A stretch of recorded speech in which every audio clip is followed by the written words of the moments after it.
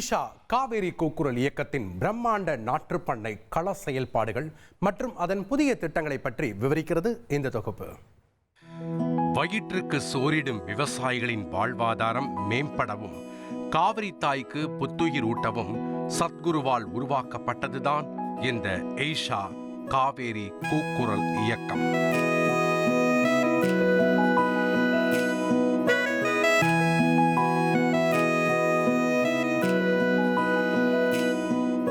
பேரூர் ஆதீனம், தர்மபுரம் ஆதீனம் உள்ளிட்ட தமிழ்நாட்டில் உள்ள ஆன்மீக அமைப்புகளுடன் இணைந்து தமிழகத்தில் உள்ள அனைத்து கிராமங்களிலும் அரச மரங்களை நடுவதற்கான ஒரு கிராமம் ஒரு அரச மரம் எனும் உன்னத திட்டம் செயல்படுத்தப்பட்டு வருகிறது.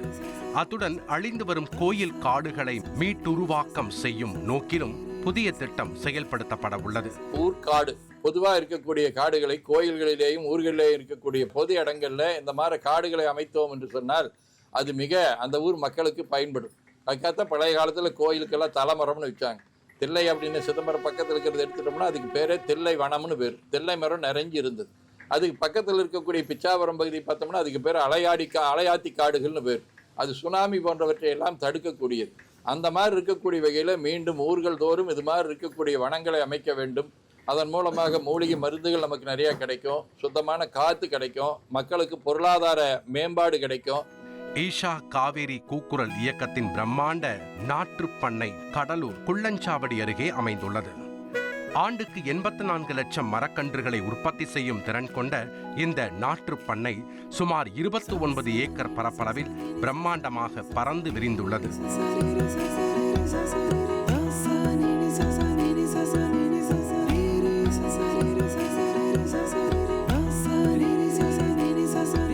இங்கு 54 வகையான மரக்கன்றுகள் உற்பத்தி செய்யப்படுகின்றன. இது தொடர்பான செய்தியாளர் சந்திப்பு கடலூர் குள்ளஞ்சாவடியில் அமைந்துள்ள காவேரி கூக்குரல் நாற்றுப்பண்ணையில் நடைபெற்றது.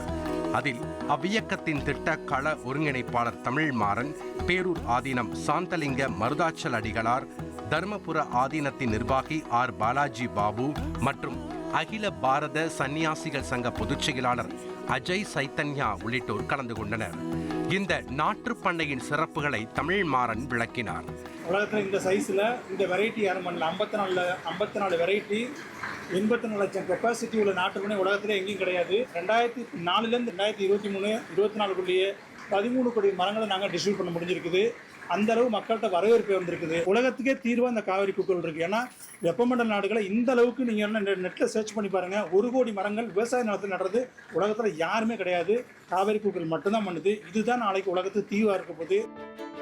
இதில் இன்னும் ஒரு சிறப்பான விஷயமே இந்த பிரம்மாண்ட நாற்றுப்பண்ணையில் நிர்வாகம், திட்டமிடல், பராமரிப்பு, ஒருங்கிணைப்பு என அனைத்து பணிகளையும் 200 கிராமப்புற பெண்கள் மேற்கொள்வதுதான்.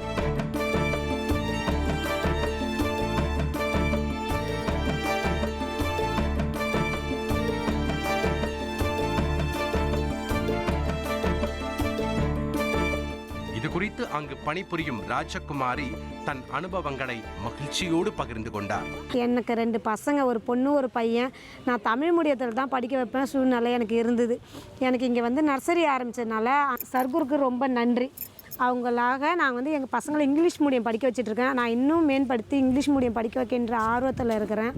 அதேபோல் கணவரை இழந்த சரண்யா என்ற பெண் தன் வாழ்க்கை தரத்தை இந்த ஈஷா காவேரி கூக்குரல் இயக்க நாற்றுப்பண்ணை எவ்வாறு உயர்த்தியது என்பது குறித்து பகிர்ந்து கொண்டார். முதல் மாதம் சம்பளம் வந்து 2000 ரூபாய் வாங்கினா இன்னைக்கு சம்பளம் வந்து எனக்கு வந்து 20,000 ரூபாய் சம்பளம் வரைக்கும் நான் வந்து என்னை வந்து உயர்த்தி கொண்டு போயிருக்காங்க. எனக்கு வந்து அது சொல்றதுக்கு வந்து சந்தோஷம், ஆனந்தத்தில் வந்து வார்த்தைகள் வராது.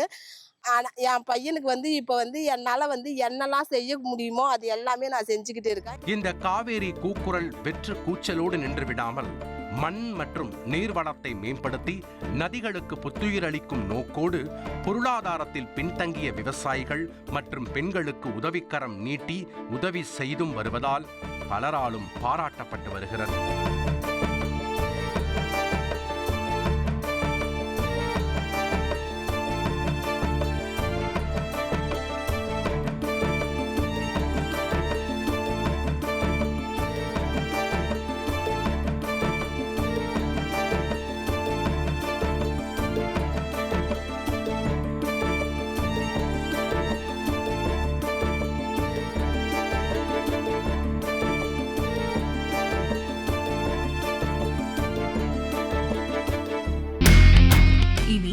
செல்லும் இடமெல்லாம் செய்தி. தந்தி டிவியின் வாட்ஸ்அப் சேனலை ஃபாலோ பண்ணினா செல்லருக்கும் இடமெல்லாம் செய்தி.